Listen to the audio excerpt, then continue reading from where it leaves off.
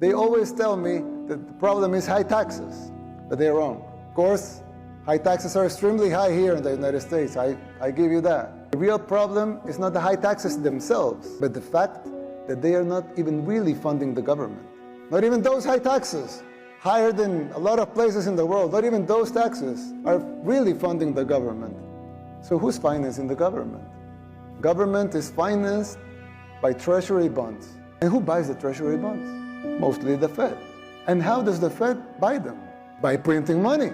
But what backing does the Fed have for that money being printed? The treasury bonds themselves. So basically, you finance the government by printing money out of thin air. Well, so if the government can print the limited amounts of money out of thin air, why do they collect taxes?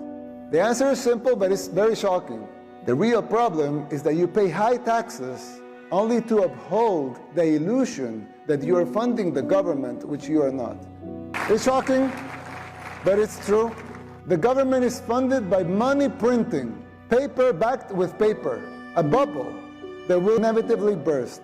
The situation is even worse than it seems, because if most Americans and the rest of the world were to become aware of this farce, confidence in your currency would be lost, the dollar would fall, and the Western civilization with it. If the next president of the United States doesn't make the necessary policies and structural changes, sooner or later that bubble will burst. There's still time.